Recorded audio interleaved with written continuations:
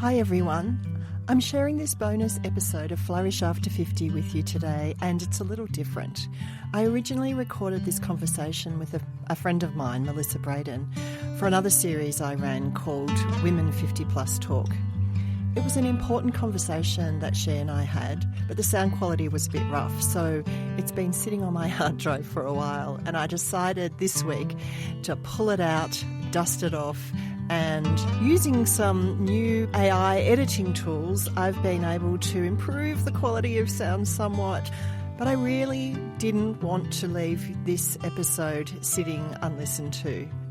I invite you to listen anyway, because the honesty and heart in this conversation more than make up for it.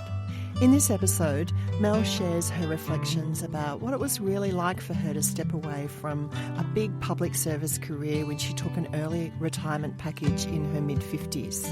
She shares the perspective 18 months in, the wobbles, the wins, the identity questions, and some of the ways where she's created more choice, community, and, as she calls it, me time in this new chapter. So if you're thinking about change, already in the middle of one, or just wondering what life after a big career could look like, this one's for you. Imperfect audio and all, let's dive into this episode with the wonderful Melissa Braden.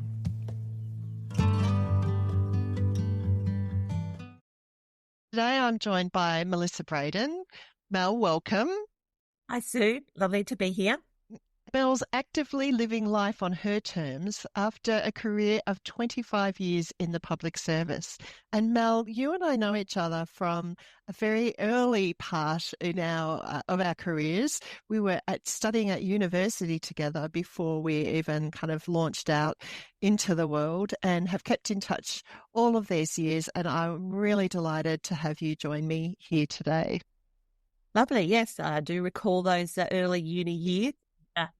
But so much has happened in between, and lots to share today. Yeah, that's great. So tell us about your describing yourself as living life on your terms now. What does that mean, and what were the things that led you to think about life or this chapter in that way? So I think for me, I'm very much a forward planner.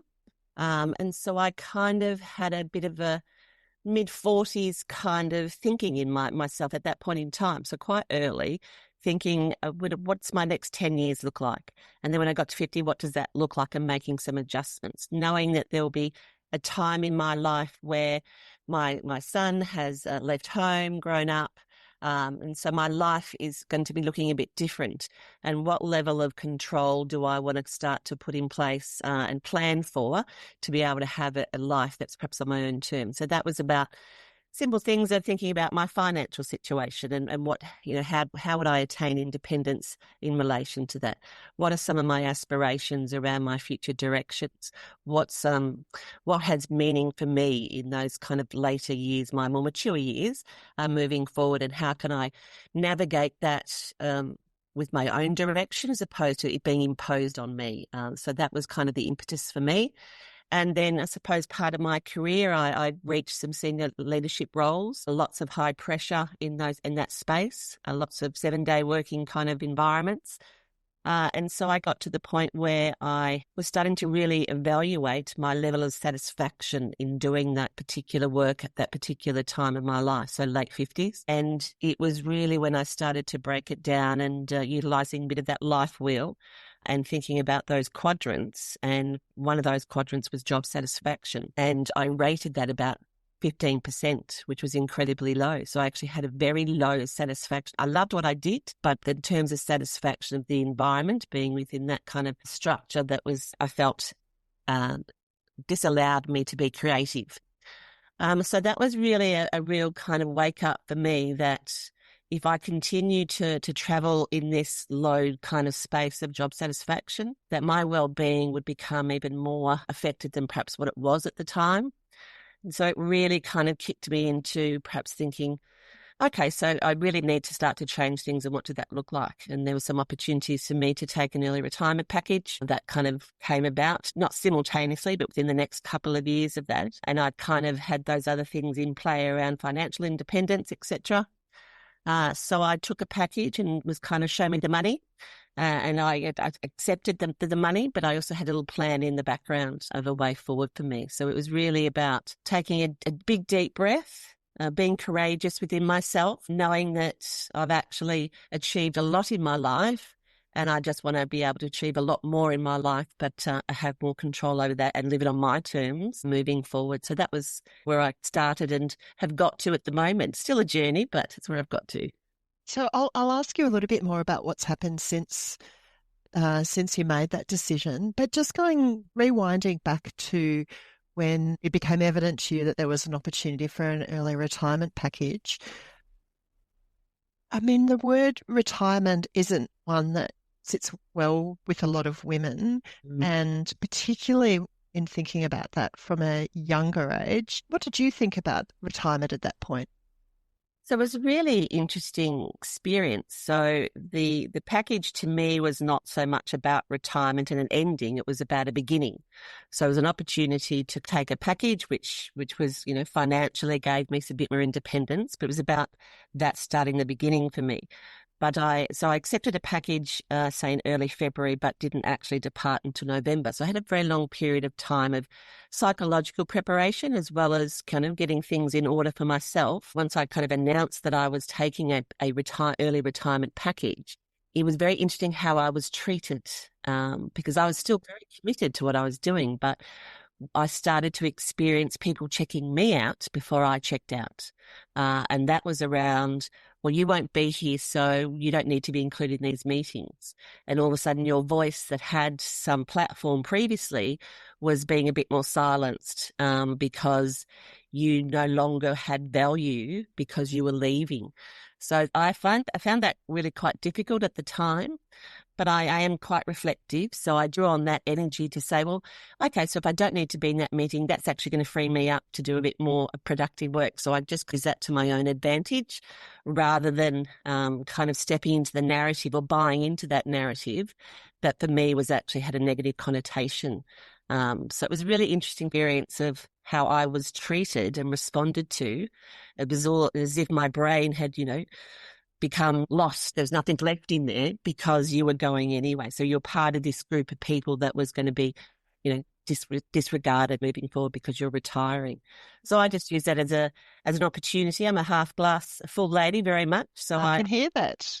Drew on that to give myself even more positive narrative in terms of the decision I was making and reaffirmed, I think, that was some of the thoughts that I'd had about me moving into a different space. Mm.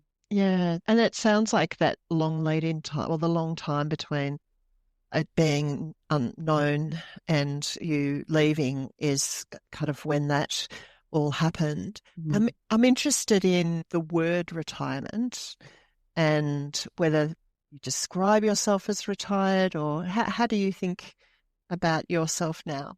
Yeah, I don't like to use the word retirement. As I said, for me, it has some connotations that are not welcome for me, that I'm still have youthfulness, I still have childlike behaviours, I still like to be active, so I don't tend to use that word. I see myself as still a professional woman that has a skill set and value within a conversation I might have with somebody, or a little piece of volunteer work or something that I might be doing in another space. So I still utilise myself, but I have control over that. It's within my environment. So I choose what I tend to engage with and what I don't engage in these days. So it's given me a sense of much more empower within myself to have those choices around what I want to engage and be part of and involved in, as opposed to having to do certain things because that was expected of me in my senior roles. So yeah, so that's what I don't tend to see retirement in that space. I recall when I was at work and it got to the point where I said to someone, I actually haven't got a walking frame yet. I'm still quite able, and I'm still quite capable in terms of the things that I'm doing. So some of that, again, connotations of retirement, old age, losing capability, disempowered, all those things. I rejected that in that space, but I also called it as well when it was appropriate to do so, to let people know in terms of that. These are my boundaries around my own choice as opposed to no longer having any value within the workplace.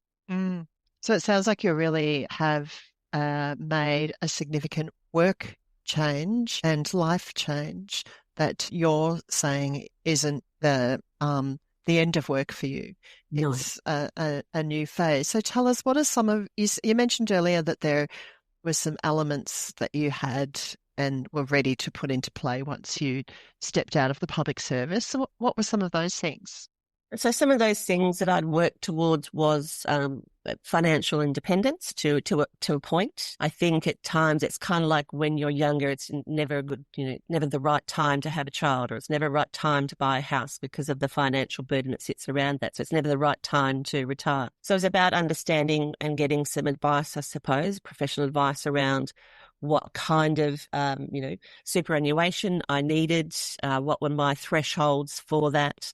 Because technically I could have earned more money staying at work, but I was becoming, quite unwell in that space. It wasn't a healthy space for me to be. So some of that was financial independence. I am a social worker by trade, so I've always maintained my registration and been active in that space. So I had a fallback in terms of post-departing the public service, that I could fall back into that profession, which I've done. So I've been able to maintain some employment in terms of contractual work, but again, when I choose to do so. And I think for me, it was about simple things like joining my local community recreation sports centre, and engaging in aqua aerobics, which I love. And there's people of all ages, gender, sex, etc. And we get in there and dance around to 80s, 90s music for about 45 minutes every day. So starting to actually engage and see what was in my community that I hadn't really had time to be able to invest in personally, because my time was consumed in the vortex of work. Also just some of those psychological things. So for me, it's been part of the challenge is actually learning how to manage quiet time. I'm a very active, busy little bee. So I've had to learn to find, sit comfortably, I suppose, in more of that quiet space, rather than just replicating my go-go, kind of work lifestyle. I've actually had to recognise and seen the value from doing so. And that hasn't been easy for me to do, but seeing the value that comes back of that quiet time, and how to utilise quiet time in a way that's actually healthy for me, both mind and body. So I think I would love to hear how you do that, because I know for myself and lots of the women who I work with, that's one of the things that they ponder is, a different pace of life and what that will be like. So how yeah. are you finding that? And so I have a couple of mantras that I live by in my life. So one of those is exercise the body to reward the mind. So that kind of got me engaged in the sporting side. So that's the active part of my time. Then there's this quiet time that I'm going to have, which everyone says, that you must be so bored. I'm not bored, because I'm actually still having quality time, just differently. So I joined my local library, and I actually go to the library and I take my book and I actually sit for, an hour and a half and I read in the library. So I'm taking myself out of the home environment where I would normally vacuum or clean or find something that I had to do, but I actually needed to get some quiet time. So I joined that. I have engaged in more therapeutic activities for myself, just, massaging in terms of, therapeutic around the body. I have a little mat that I lie on that is actually really good for my back, but I put some nice music on and I actually, find myself the first time I could only last about 15 minutes. I'm about 45 minutes now, where then I think, right, I'll hop up now. So I've actually gradually over time learning just to be quiet, breathe, and actually breathe properly. I'm a person that I've realised I actually don't breathe properly in terms of the way I do that. So learning to become a bit more in tune with my own body and myself around that. So, but it's not been easy, and everyone will have different things and ways of doing stuff. But that's something I found has been the biggest challenge for me. So I have to be really quite disciplined in kind of not sitting in that dwelling negative space, but using the quiet time in a space that it still has some reward, but it's with me. It's not with anyone else. I call it me time. That's my second mantra. I'm doing my me time. Love it. Love it. Because before you described your busy part as, I've forgotten, it was a double word as well. Was it busy, maybe? Busy little bee. I'm a busy Busy bee. little bee, and now you're me. Yes. So are there specific strategies you use to, I mean, mantras, I can hear you use mantras to keep to be motivated and to help sort of frame your experience. Are there other strategies that you use to stay motivated and on the path that you are creating for yourself? Yeah, I think I'm a very task orientated person. So I am have a list. I'm a list lady, lots of lists. But my list used to be a full A4 page, every day was a list of thousands of things to be done. Now I just have a little sticky note. So that's like 5 or 6 little things that I know that I need to, do today. But in between that, and I'll write myself reminders of me time. So then I think, right, so I'm building in my own time. I find that you have to be really disciplined, as I said, in this space, or else you can, that negative self-talk can start to creep in. And, all the other negative thoughts and narrative that people have imposed on you starts to come to the forefront. So I keep attuned to using that strategy. Exercise, as I said, exercise the body, reward the mind, and really kind of doing different type of exercise now.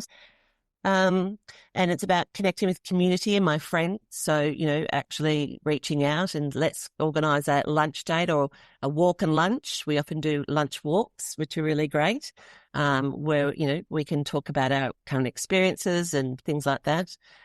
So thinking about those elements, that are important to you, your own kind of life wheel. So whatever is in your life wheel, it's about, well, how do I actually increase my level of satisfaction around that? So for friends, it was, how do I actually increase that?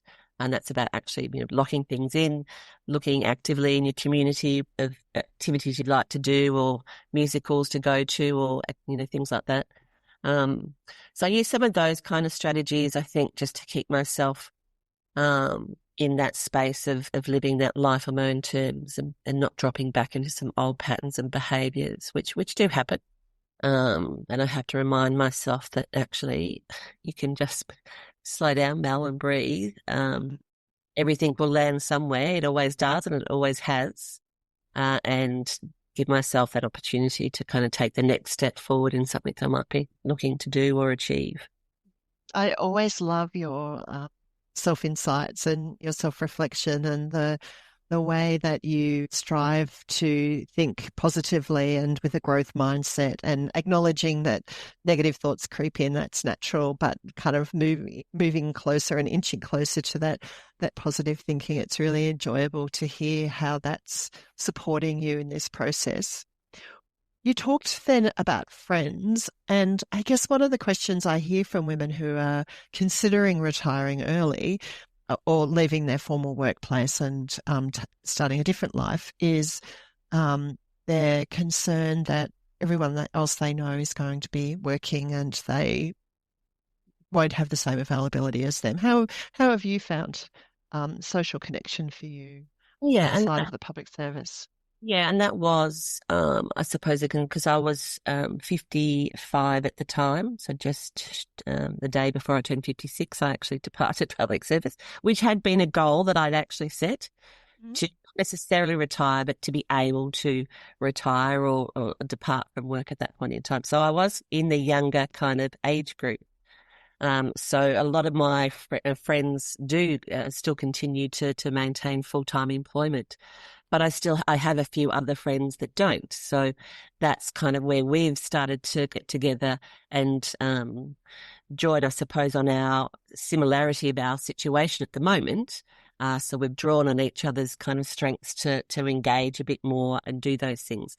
The other thing that it's given me an opportunity this time, my own time, is that I have connected with some different groups. So walking groups of women who I didn't know, and it was a big step for me to go and meet up with these people and do these walking groups and things like that. But it's been a great experience because I'm actually, walking and talking with people that I never met before, but us women are great at storytelling and we engage very quickly. So I've been able to connect with some women in those spaces who might be older than me or younger than me, some in full-time, some in part-time, some not working at all. So a variety of women and where they are in their own stages of life. So looking and taking some of those courageous steps again to things that I wouldn't necessarily have gone to before, but I've actually picked up and gone, well, I actually might go to that women's group for dinner. There's a dinner next Thursday. It's local to my area, so I'll just go along and they're really nice because there's no pressure. You're not there to just talk about work or anything like that. It's really just connecting as women and having a nice meal and talking about different topics and things like that, and starting to create some new friendships, which has been really good. Lovely. So how long has it been since you've stepped out of the public service? Yeah, so it was the 31st of November, 18 months ago. So it was 2023. Okay. So No, 18, yeah, yeah, 18 months? yes. 18 months. I'm so quick, and I haven't back a day. I must say, I really haven't.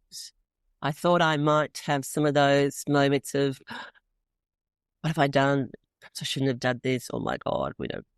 But I actually haven't looked back, and I can't believe how much time has passed already, and how fulfilling that time has been for me, and how much stronger I feel in myself as a woman, but as an independent person. I feel more valued in my friendships. I feel more valued in myself and my connections.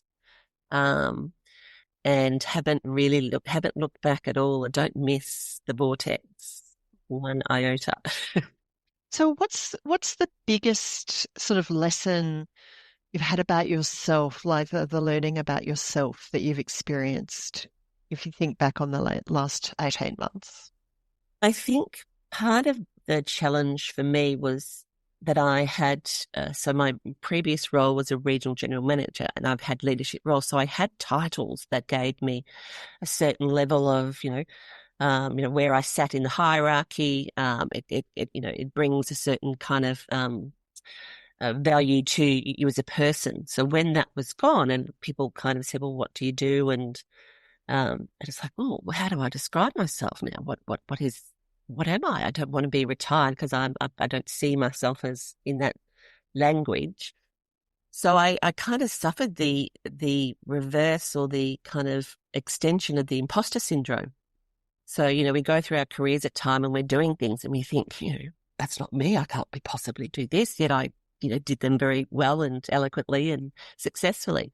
And so I found there was this new imposter syndrome of, well, who am I now? How do I, because I don't think I've got value, because a lot of that was kind of drawn out of you in that kind of space I was working in.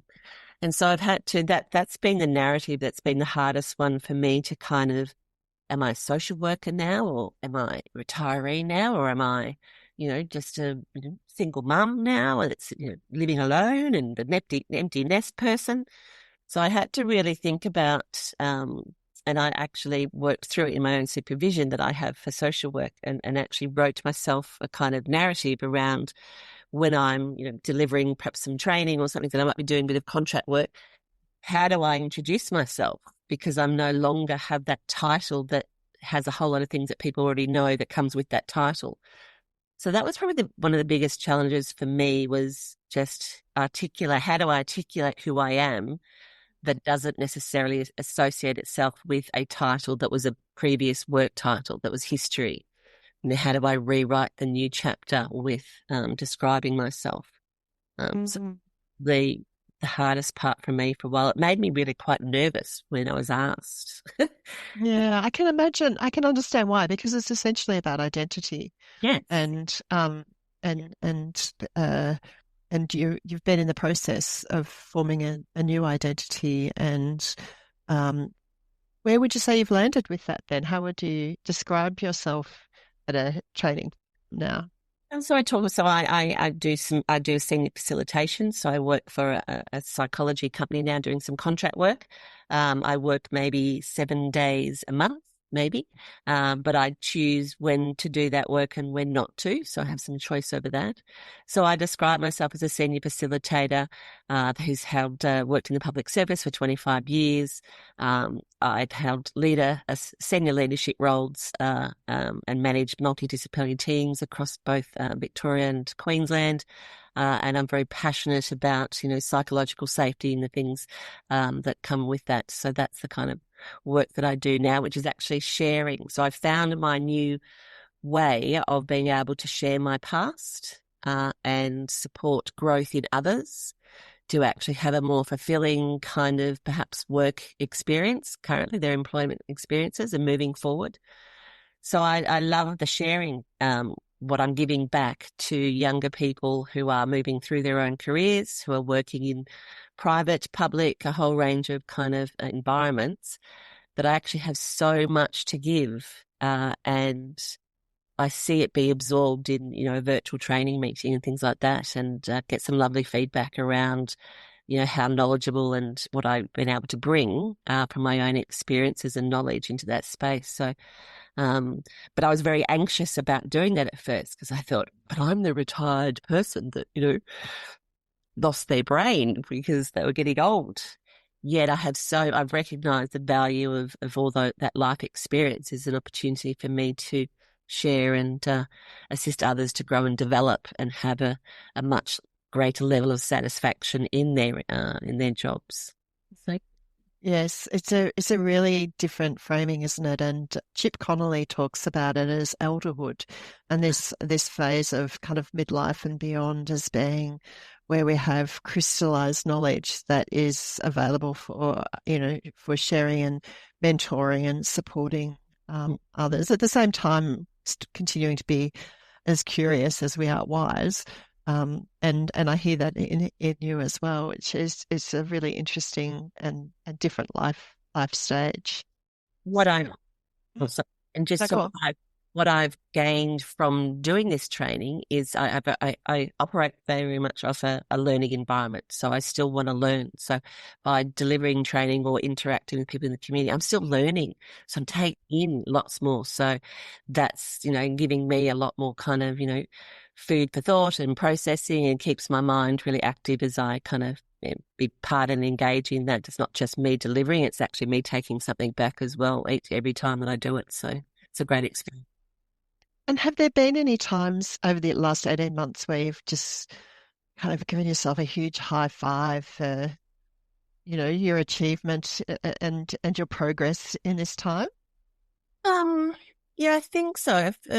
Probably more in terms of just the way I was internally feeling about myself. So I followed my little mantras, exercise the body to reward the mind, started to do that quiet time and get better.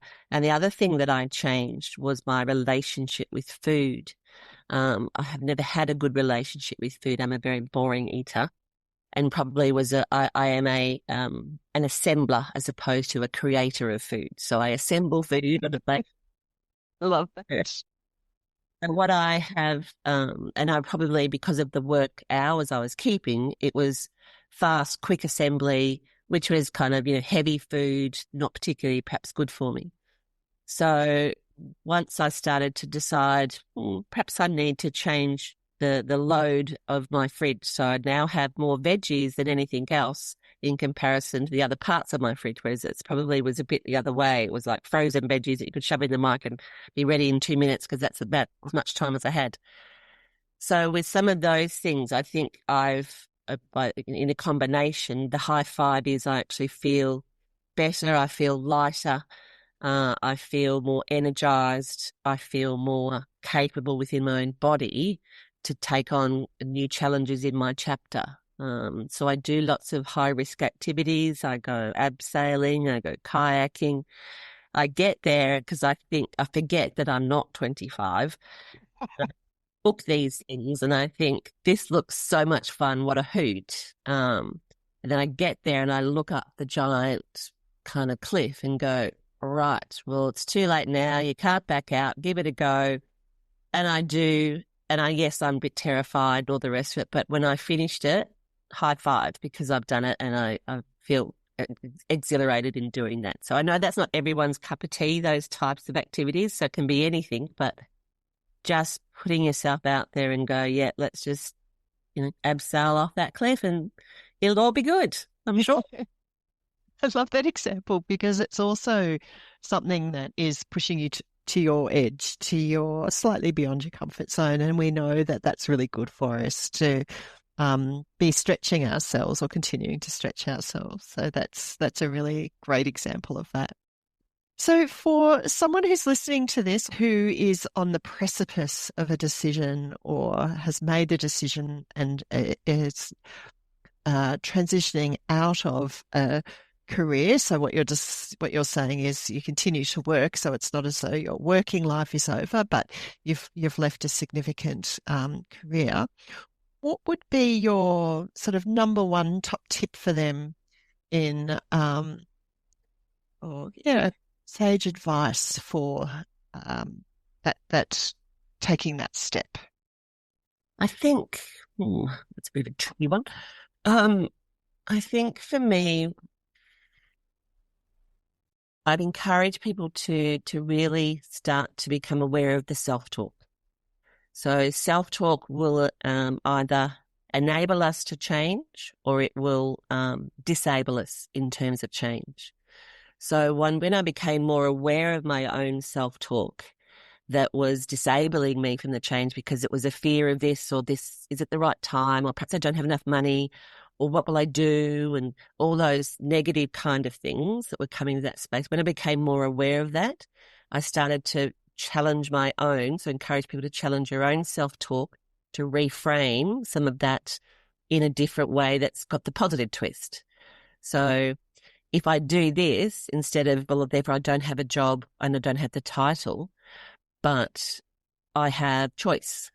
So, and my choice is to perhaps do some volunteer work or, go and get some paid employment doing something in aged care or whatever, suits people's own personal needs. So it's about really challenging myself on my own self-talk, we often use to keep ourselves in that kind of space. And just finding it at the flip side of that. So it's kind of like the pancake, and we just flip the pancake over and find, well, what's on the other side of that? So the other side for that was choice, and choice has been incredibly empowering for me.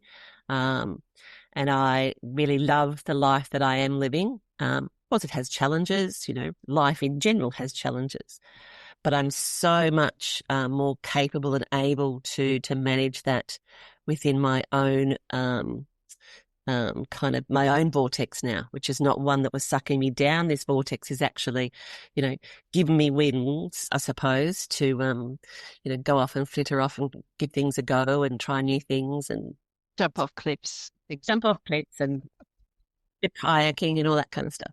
So I think that's probably what I would encourage, because it's often that mind talk, that own self-talk is the one that will hold us back. Because we're not giving ourselves permission. So I gave myself permission. I think that's probably a key thing. Give yourself permission. And once you do that step forward that you take, that little step, will then turn into a few more steps after that, which means you're on your journey, you're on your way. So I've given myself permission, and you could take that step. And once you give yourself that first permission, then followed by more steps. Yeah, it's such wise advice, Mel, and your story illustrates exactly how someone might approach that. And I've really, really enjoyed hearing about your transition to life beyond the public service. So if we were to be having a conversation with you in 2 years' time, what would you hope to be different about you then? Oh, I might. I've thought about going and living in overseas for like a couple of months and just hang out in Portugal and just be immersed in a different culture for 2 or 3 months. I'm not sure. So a bit more, I've done lots of travel, so I'm not really the let's retire and do lots of travel. So it's a different meaning for me, the travel. It's about actual real immersion as opposed to just kind of visiting. So for me, it's still continuing doing a little bit of perhaps contract work, and perhaps having a bit more freedom, and more crazy activities that I can continue to do. So I do plan my crazy activities every couple of months to go and put myself out there. So continue to do that. Yeah. So continued journeys and exploration, life on your terms. I I really love that framing, Mel. Thank you so much for joining me today and the generosity that you've shown in sharing your story, which is just absolutely one of positivity and growth. I've really enjoyed hearing about that today. It's lovely to have you, Mel. Thank you again, and we'll see you next time. Thanks, Sue. Thank you for listening to Flourish After 50. If you've enjoyed this episode, don't forget to follow along in your favourite podcast app. I offer coaching and facilitate small group programs for women in their 50s, 60s and 70s to support you to navigate career and life transitions. I have a newsletter where I share all the details of upcoming events, and the links to this and other information are available in the show notes. Until next time, keep noticing who you are, have the courage to lean into who you're becoming, and seek out the people and places where you truly belong. This episode was recorded on the lands of the Wurundjeri people of the Kulin Nation, and I pay my respects to elders past and present.